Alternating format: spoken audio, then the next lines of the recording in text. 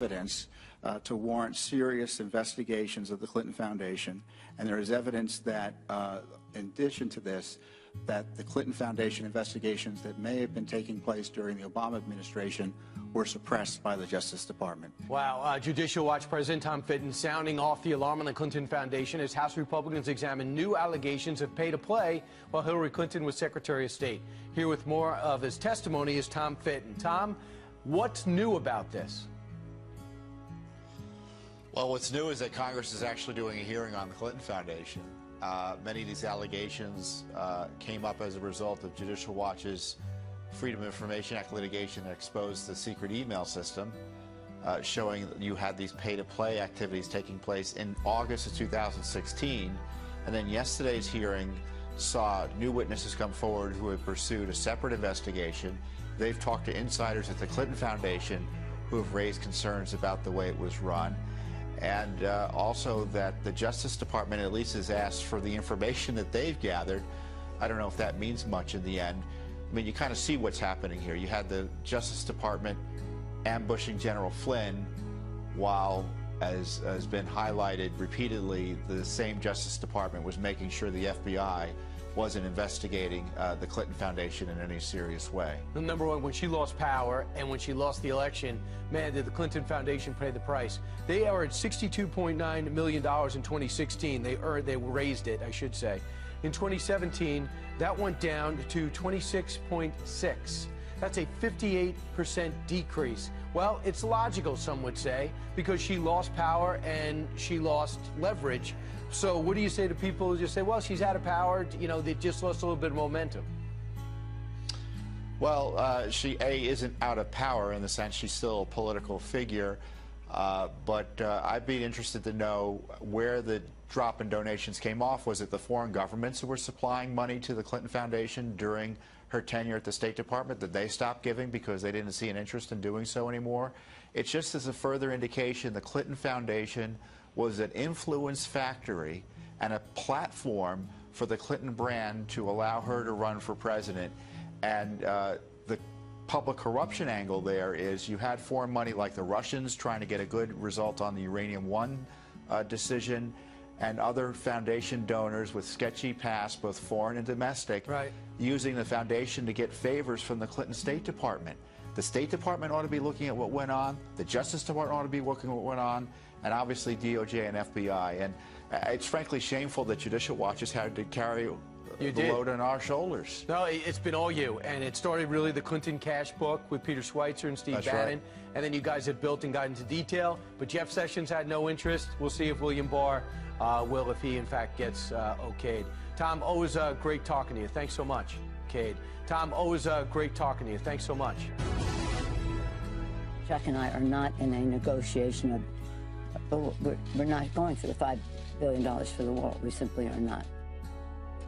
Now that Democrats have won control of the House, did President Trump's last best chance at getting that wall already slip through his fingers? Earlier this year, he came out swinging against a bipartisan immigration bill that would have funded the wall and provided a path to citizenship for DACA recipients, calling it a catastrophe and a giant amnesty. The bill failed, and the wall, well, still not built. Joining me now is Stephen Miller, Senior Policy Advisor to President Trump. Stephen, does the president feel like this is like the sand in the hourglass that slipped through that little tiny hole? Not at all. First of all, the bill that you mentioned in the lead-in would have, in fact, been a total catastrophe and gutted interior enforcement permanently forever. We've already built or have underway over 100 miles of the wall, and this stand that we're taking right now with the entire nation watching, and frankly the whole world watching, is a stand that we think we're going to win. The fact checkers say your border wall claim, the president said a lot of it is already built, was not true. Well, the fact checkers typically are wrong about these things, and they certainly are in this case. So is there like the new wall, like the there's super duper new wall? There's beautiful 30-foot rock solid bollard steel in the ground. You can go down and look at it. But is it up high and it's going up high? 30 feet tall. So unlike the old, well, you have it in El Centro, for example, you have it in the San Diego area and in Calexico and many other areas too. Okay. That 30-foot barrier. I'm going there. I'm going to go just do a show from the wall. Maybe I'll sit on the wall when I do it. Because you see the old shorter barrier that predated this administration. You see people climbing over it and throwing human beings over it. You need that 30-foot height. But I just want to say, I want to get to the real issue at hand. The Democrats are fighting for illegal aliens. Donald Trump is fighting for American citizens. That's what this whole thing's about. You've covered this better than probably anybody for years. You understand this is about sovereignty. It's about working men and women. It's about safe communities. It's about wages, living conditions, quality of life. This is the battle right now, right before our very eyes. We are going to win because Donald Trump is not backing down. Jeff Flake, outgoing. Well, you'd be surprised to know, Stephen, he disagrees with you. Let's watch. The notion that Democrats have prevented any fix. The last real vote we had on substantial immigration reform was the bipartisan bill that we did in 2013. Every Democrat in the Senate voted for that bill. This notion that this is all the Democrats' fault is just wrong. Is that true? I mean, do Republicans deserve some blame here? I mean, we have a lot of Chamber of Commerce type Republicans. I just had a guy from Cato on. He's a nice guy, but they don't want any border. They don't want any enforcement down there. They want the cheap labor. They want a glut of workers so the wages stay down. Now we have a dearth of blue-collar workers and wages are going up. Well, look, if you zoom out, right, 30,000-foot view, last few decades of American history, there's no question that both parties in America have contributed to unwise foreign policy, unwise trade policy, and unwise immigration policy. Donald Trump came into office and has turned that all around, getting tough on China on trade, renegotiating NAFTA, cracking down on illegal immigration, dealing with unskilled, low-wage migration, reorienting our foreign policy. All of these issues, Laura, that have affected working people in our country for decades, he's turning them around. But the Democrat Party of today, not the Democratic Party of years past, not the Democratic Party of Bill Clinton in the 90s. The Democratic Party of today. We know that. They're all for it. But how are you going to get the wall built? How are you guys going to get? He campaigned on the wall. Mexico's going to pay for it. Mexico's not going to pay for it.